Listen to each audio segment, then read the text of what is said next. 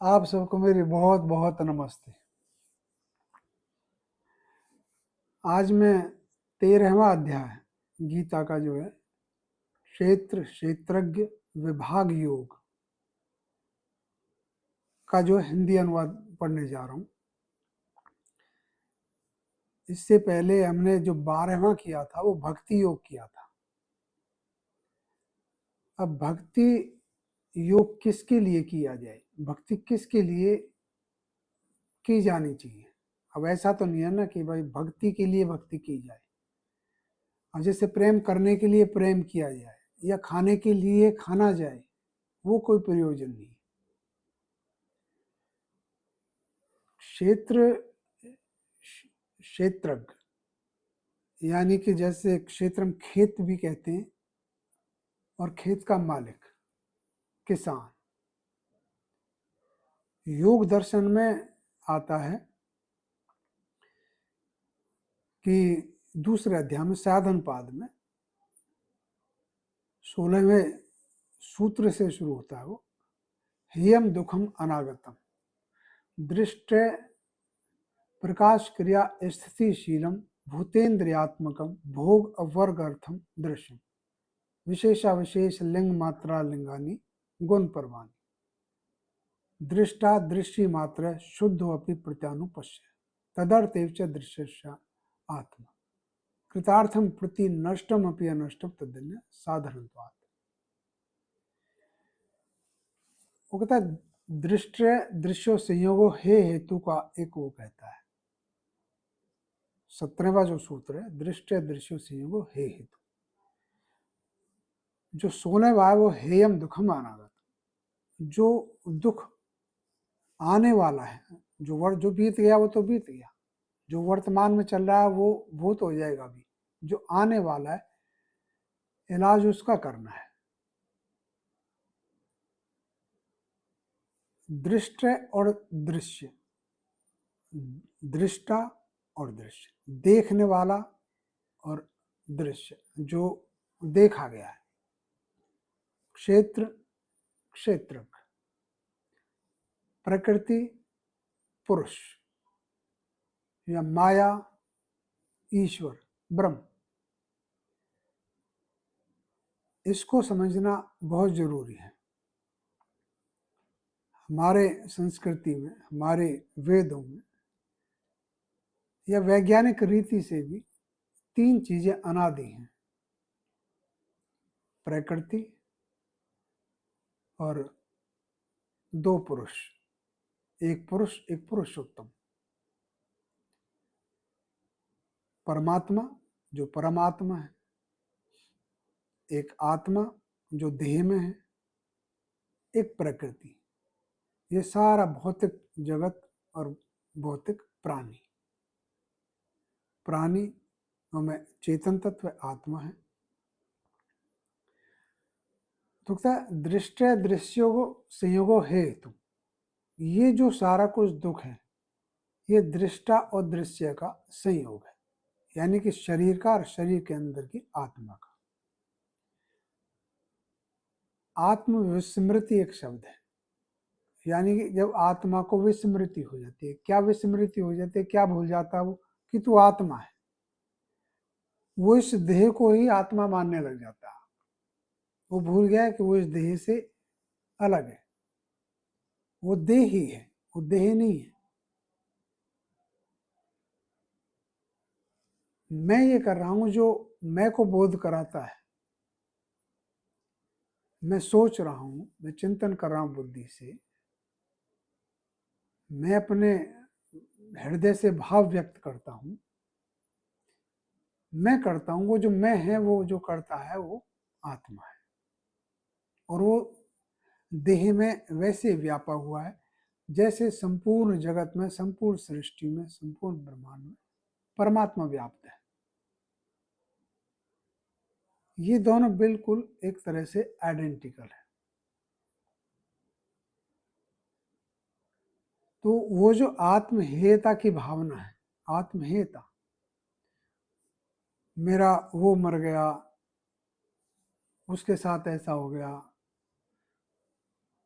ये अज्ञानता है। मैं तो कोई मरता नहीं, कि आत्मा तो अमर है, वो आत्मा छोड़ के चली गई।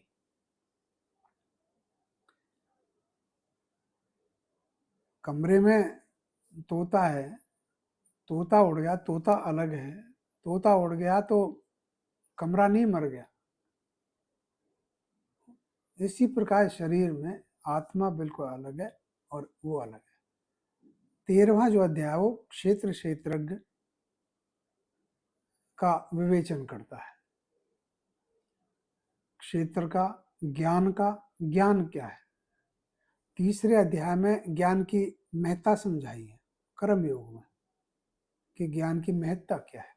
लेकिन ज्ञान क्या है वो यहाँ पर बताया गया। अमानितम दम्भितम हिंसा क्षांति राजवम आचार्योपासनम शौचम स्थिरम आत्मनिग्रह इंद्रियार्थेषु वैराग्यम अहंकार जन्म मृत्यु जरा व्याधि दुख दोषाम दर्शन असक्ति रणभे स्वंग पुत्र दार ग्राह्य ग्रह आदिषु नित्यम च समचित तत्व इष्टानिष्टोपत्तिषु मयि चानन्य योगेन भक्तिर्व्यभिचारिणी विविक्त देश सेवितुम ऋते जन संसति अध्यात्म ज्ञान नित्यत्व तत्व ज्ञानार्थ दर्शनम एतज ज्ञानमिति प्रोक्तम ज्ञानम अन्यथा। ये ज्ञान है, इससे जो अन्य है, अन्यथा है, वो अज्ञान है। तो इसमें जो है फिर इसमें 3 चीजों का वर्णन किया। क्षेत्र का, जो प्रकृति है, जैसे योग दर्शन में बताया गया है, प्रकृति का वर्णन किया गया। प्रकाश क्रिया स्थितिशीलम भूतेन्द्रियात्मकम भोग अपवर्ग अर्थम दृश्यम विशेषाविशेष लिंग मात्रा लिंगानी गुण परवानी। प्रकाश अग्नि स्वरूप, स्थिति प्रकाश क्रिया, अब क्रिया पृथ्वी जल वायु ये क्रिया है, स्थिति आकाश, ये यही प्रकृति भोग और मोक्ष का कारण है। बंधन का कारण भी ये, और इसी के द्वारा मुक्ति भी इसी से, इसी देह से होनी, इसी प्रकृति रूपी देह से होनी।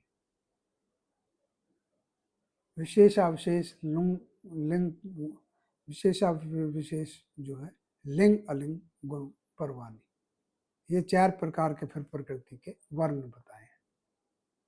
उसमें विशेष है अंतःकरण बाह्यकरण, अविशेष है रूप रस गंध स्पर्श, फिर ये कहें अव्यक्त प्रकृति है। वो उस तरह से 4 वर्णों में पूरी सृष्टि का वर्णन है। तो इसका हम हिंदी अनुवाद पढ़ रहे हैं। इसका आधा चैप्टर आज करेंगे, आधा बाद में करेंगे। तो इसी के साथ कृष्ण ने अर्जुन से कहा, कुंती पुत्र अर्जुन, यह शरीर क्षेत्र है। क्षेत्र जिसे हम क्षेत्रफल निकालते हैं, जिसे खेत, ऐसा कहा जाता है। जो यह जानता है, जो इस क्षेत्र को जानता है, इदम शरीर में कौनते क्षेत्र में त्यभिधीयते एतद्यो वेति तम प्राहु क्षेत्र वेति त्वद्विदः। और जो यह जानता है उसे तत्ववेता क्षेत्रज्ञ ऐसा कहते हैं। और भरतवंशी अर्जुन, मुझ आत्मा को भी सब क्षेत्र में क्षेत्रज्ञ जान। मेरा मत है कि क्षेत्र क्षेत्रज्ञ का जो ज्ञान है वही ज्ञान है। ज्ञान क्या है? क्षेत्र और क्षेत्र को जानना, इस देह और आत्मा, इस सृष्टि और परमात्मा, इसको जानना। आत्मा परमात्मा प्रकृति को जानना ही। वेदों में एक बहुत सुंदर जो है मंत्र है जिसमें वर्णन किया गया, इस शरीर की परिभाषा दी गई है उसमें। वो कहता है एक वृक्ष है, उस वृक्ष पर 2 आत्म तत्व सखा बैठे हैं। एक उस वृक्ष पर लगे हुए फलों को चखता है और फल भोगता है, दूसरा साक्षी मात्र है। ये वृक्ष है शरीर, हमारा शरीर, इसमें एक आत्मा बैठी है, वो इस पर प्रकृति रूपी फलों को चखती और फल भोगती है, जन्म मरण के बंधन में रहती। और दूसरा उसके निकट परमात्मा है जो साक्षी मात्र है। तो वो कहता है वह क्षेत्र जो और जैसा और जिस जिस विकार वाला है, जिस कारण से और जो है, और वह क्षेत्र जो है और जिस प्रभाव वाला है, वह संक्षिप्त मुझसे सुन। तत्क्षेत्रम यच्च यादृक्च यद्विकारी यतश्च यत् स चैवत प्रभावश्च तत्समासेन में सुन। फिर वो कहता है ऋषियों द्वारा विविध छंदों द्वारा और वे निश्चित युक्ति युक्त ब्रह्म सूत्र पदों द्वारा बहुत प्रकार से ही अलग अलग गाया गया। ये सब बहुत प्रकार से, परमात्मा अव्यक्त है, उसको आप असंख्य प्रकार से, करोड़ों अरबों प्रकार से उसका वर्णन कर सकते हैं, जो चीज अव्यक्त है। जैसे इसमें आगे आएगा गेय सर्वतः पानी पादम तत्सर्वतक्षी श्रम। ऋषि भीर बहुधा गीतम छंदोभिर्विविधैः पृथक् ब्रह्मसूत्र पदश्च हेतु मध्य निश्चित। वे निश्चित युक्ति युक्त ब्रह्मसूत्र पदों द्वारा ऋषियों को बहुत प्रकार से गाया गया है। इनका वर्णन क्षेत्र का।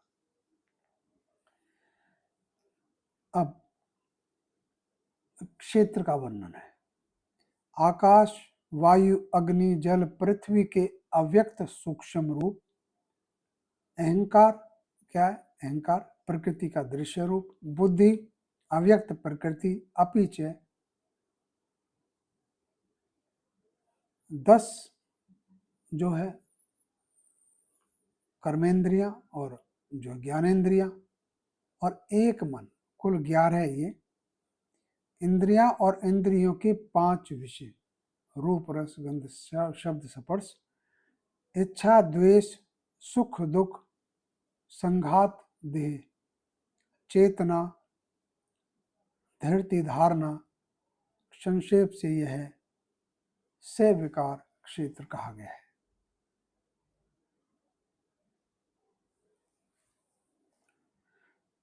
वो कहता है महाभूतान अहंकारो, महाभूतान अहंकारो बुद्धिर व्यक्त में इंद्रियानी दशैकम च पंचेन्द्रिय गोचरा। इच्छा द्वेष है सुखम दुखम संघात चेतना धृति एतत् क्षेत्रम समासेन स विकारम उदाहरण। विकार सहित ये क्षेत्र का वर्णन किया गया। क्षेत्र सारी प्रकृति, प्रकृति प्रकृष्टता रची गई, प्रकृष्टता बनाई गई उस महान परमपिता परमेश्वर के द्वारा, वो है प्रकृति या क्षेत्र। जो इसको जानता है वो क्षेत्र। अब आगे ज्ञान का वर्णन है कि ज्ञान क्या है। निर्भिमानिता यानी अपने को श्रेष्ठ मानने के भाव का अभाव, अभिमान रहित, निर्भिमानित। अदम्भित्व पाखंड रहित। अहिंसा क्षमाशीलता सरलता गुरु सेवा शुद्धता स्थिरता आत्मसंयम विषयेंद्रियों के विषयों में अलगाव, विषय इंद्रियों के विषयों में अलगाव। अपीच अहंकार शून्यता जन्म मृत्यु बुढ़ापा रोग दुख दोष इनका सतत दर्शन। जन्म मृत्यु बुढ़ापा रोग दुख दोष इनका सतत अनुदर्शन। चिंतन विचार पुत्र पत्नी ग्रह आदि में अनासक्ति। पुत्रदार गृह आदिशु असक्ति रणभि सुंग है। पुत्रदार गृह आदिशु असक्ति रणभि सुंग है, असक्ति अनभि सुंग है। निर्ममता इष्ट अनिष्ट की प्राप्तियों में सदा समचित रहना। नित्यम च समचित तत्व नित्य सदा नित्यम च समचित तत्व इष्टानिष्टोपत्तिषु। अनिष्ट की प्राप्ति में, इष्ट अनिष्ट की प्राप्ति में सदा समचित रहना, चित्त का समान रहना, मुझ में यानी परमात्मा में अनन्य भाव से यानी नैष्ठ की अचल भक्ति, शुद्ध एकांत स्थान में निवास और जन समूह भीड़ भड़का में अरुचि, अध्यात्म ज्ञान में नित्यता, नित्य रति, तत्व ज्ञान के अर्थ यानी तत्व ज्ञान का प्रयोजन क्या है? परमात्मा का सतत दर्शन, परमात्मा का सर्वत्र सम्य दर्शन करना, यह ज्ञान है। जो इससे विपरीत है वह अज्ञान है। अब ज्ञान क्या है? अमानित्वम, अदम्भित्वम, अहिंसा, क्षांतिराजवम, आचार्योपासनम, गुरु सेवा, स्थैर्यम, स्थिरता, आत्मनिग्रह, इंद्रियार्थेषु वैराग्यम, अनहंकार एवं जन्म मृत्यु जरा व्याधि दुख दोषानुदर्शन, असक्ति रणभि सुंग पुत्र दरार ग्राह्य देश, नित्यम च संचित निष्ठानिष्ठ प्रतिष्ठा, मयि चानन्य योगेन, मुझ में अनन्य योग, भक्तिर्व्यभि, मयि चानन्य योगेन, भक्तिर्व्यभिचारिणी, अव्यभिचारिणी, विविक्त देश सेवित्वम, रतिर्जन संसति, अध्यात्म ज्ञान नित्यत्व, तत्व ज्ञानार्थ दर्शनम, एतत् ज्ञानम इति प्रोक्तम ज्ञानम यदतो अन्यथा, इससे विपरीत ज्ञान। अब ज्ञान क्या है? एक बार मैं फिर इसको फिर पढ़ देता हूँ कि ज्ञान आप समझिए कि ज्ञान क्या है। क्षेत्र का बता दिया क्या है? सारी प्रकृति, पंचभूतों से प्रकृति, सारी जो कुछ ये सब कुछ ये प्रकृति है या क्षेत्र है या दृश्य है। दृश्य ज्ञान है निर्भिमानता, यानी अपने को श्रेष्ठ नहीं मानना, पाखंड रहते, पाखंड से रहते, अहिंसा, क्षमाशीलता, ये ज्ञान है सब, सरलता, गुरु सेवा, शुद्धता, स्थिरता, आत्म संयम, विषेंद्रियों के विषय में अलगाव, अहंकार शून्यता, जन्म मृत्यु बुढ़ापा रोग दुख दोष इनका सदैव विचार करना, ये ज्ञान है कि भाई जन्म क्या है, मृत्यु क्या है, हमारा बुढ़ापा क्या है, रोग क्या है, दुख किस वजह से क्या है, इन सबका सतत दर्शन, सतत विचार, ये ज्ञान है। पत्नी पुत्र पत्नी ग्रह आदि में अनासक्ति, निर्ममता, ममत्व रहित, इष्ट अनिष्ट की प्राप्ति में सदा समचित रहना, मुझ परमात्मा में अनन्य भाव से नैष्ठ की भक्ति, अचल भक्ति, शुद्ध एकांत स्थान में निवास। शुद्ध एकांत स्थान में निवास का मतलब यहाँ पर है कि आप थोड़ी देर के लिए से आत्मचिंतन करना, अपना एक बार मौन, चाहे सोने से थोड़ी देर पहले से या कभी भी आपको थोड़ी देर के लिए अकेलापन मिलता, आप उसका चिंतन कर सकें अपने बारे में, ये भी एक ज्ञान का पार्ट है। भीड़ भड़क जन समूह में अरुचि, व्यर्थ में फालतू टाइम खराब करने की बात नहीं कही गई है। अध्यात्म ज्ञान में नित्यता, तत्व ज्ञान के अर्थ परमात्मा, परमात्मा का सर्वत्र सम्य दर्शन करना, यह ज्ञान है। और कहते हैं जानने योग्य है जो, वह कहूंगा। जानने योग्य कौन? देखिए प्रकृति ज्ञेय नहीं है, जानने योग्य नहीं है। प्रकृति तो ज्ञात है, प्रकृति का तो पता है, अग्नि पृथ्वी जलवायु आकाश इन सबका पता है। जानने योग्य कौन है? परमात्मा। जानना तो उसको है, तो उस ज्ञेय की बात हो रही है। जानने योग्य है जो, वह कहूंगा जिसे जानकर मानव आनंदामृत सेवन करता है, वह आदि रहित पर ब्रह्म न सत कहता है न असत। सत होता है सत्ता, उसकी सत्ता है, वह सत्य भी है और असत्य भी है।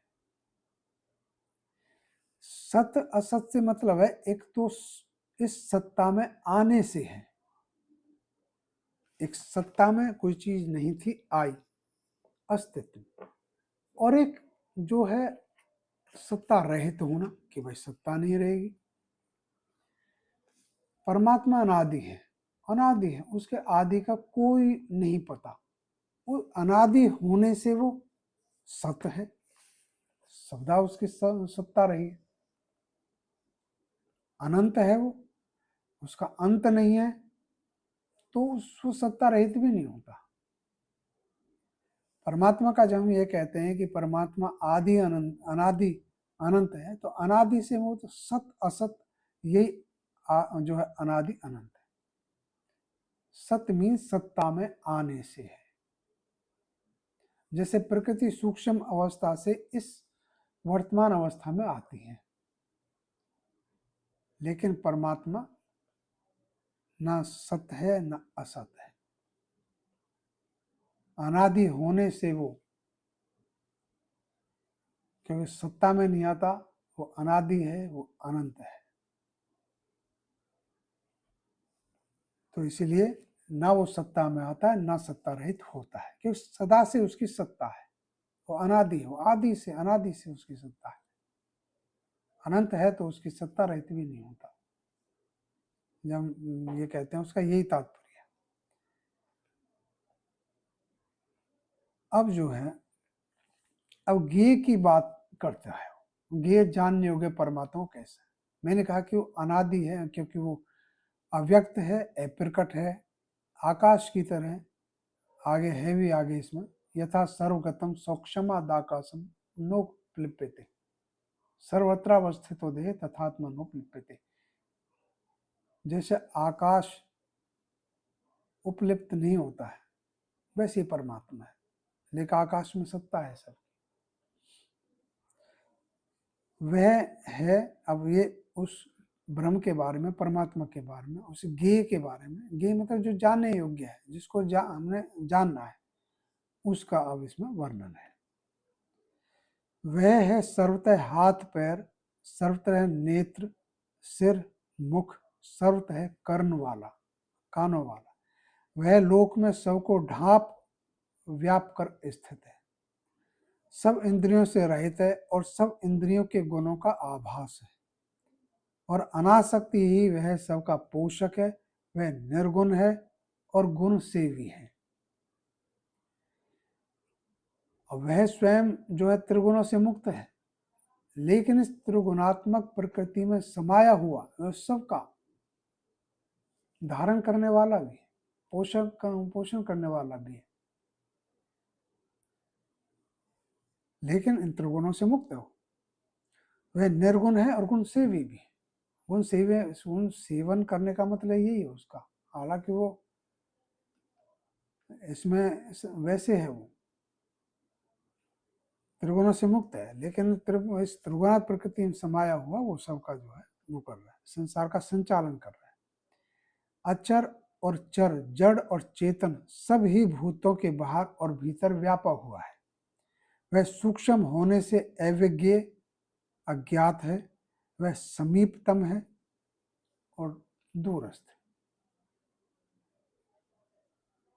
क्योंकि इतनी आसानी से जाना नहीं जाता, तो समीप होते भी बहुत दूर है। और वह अविभक्त है और भूतों में विभक्त सा स्थित है। ऐसा लगता है जैसे वो अलग अलग भूतों में बटा हुआ है। और वह भूतों का धारण पोषण करने वाला है, ग्रसने वाला है, प्रलय करता है और उत्पन्न करने वाला है, वह जानने योग्य है। वह ज्योतियों की भी ज्योति, प्रकृति माया से परे कहा जाता है। वह ज्ञान स्वरूप है, जानने योग्य है, ज्ञान गम्य है, वह सबके हृदय आकाश में वे स्थित है। इस प्रकार क्षेत्र तथा ज्ञान और ज्ञेय संक्षेप से कहा गया। मेरा भक्त यानी ब्रह्म का, परमात्मा भक्ति है जानकर मेरे भाव के लिए भावित होता है, ये 17 तक जो है। अब वो क्या कहता है, ज्ञेय क्या चीज है, वो परमात्मा जिसको हमने जानना वो कैसा है। अभी का व्यक्ति चीज है वो व्यापक है, तो हमको वो सब जगह आंखों वाला है, सब जगह कानों वाला है, सब जगह नेत्रों वाला है। सर्वतः पानी पादम तत् सर्वतो अक्षिशरो मुखम सर्वतः श्रुतिम लोके सर्वम आवृत तिष्ठति, सबको ढांप व्याप करके वो स्थित। सर्वेंद्रिय गुणाभासम सर्वेंद्रिय विवर्जितम, इंद्रिय नहीं हो उसकी, लेकिन इंद्रियों के गुणों का आभास है। असक्तम सर्वभृच निर्गुणम गुण भोक्तृच, बहिरंतश्च, वो बाहर भी है भीतर भी, बहिरंतश्च भूतानाम, भूतों में, चर अतर जगत चेतन में, बहिरंतश्च भूतानाम चरम चरमे च सूक्ष्म त्वात्तद्वेगिन, सूक्ष्म है, दूरस्थम चांति के चतुर्थ, सूक्ष्म होने से समीप भी है दूर भी है। अविभक्तम च भूतेषु विभक्तम एव च स्थितम भूत भर्तृ च तजगिम ग्रसन प्रवशन च, और ग्रसने वाला और पालन पोषण करने वाला प्रलय करता है, वो सब भूतों में विभक्त सा स्थित है। ज्योतिषामपि तज्ज्योतिस्तम सह परमुच्यते, ज्ञानम ज्ञान ज्ञान में हृदय सर्वस्य विष्ठितम, वो सब ज्योतियों की परम ज्योति है, वो ज्ञान गम्य है, ज्ञान द्वारा जानने योग्य। तो परमात्मा वो ज्ञेय इस प्रकार का है जो उसमें वर्णन किया। तो ये जो अध्याय है, आज हमने इसके 18 तक किए हैं, इसमें 34 जो है इसमें श्लोक हैं, और ये जो है इसको जानना बहुत जरूरी है। अब आप इसी के साथ आप सबको बहुत बहुत नमस्ते।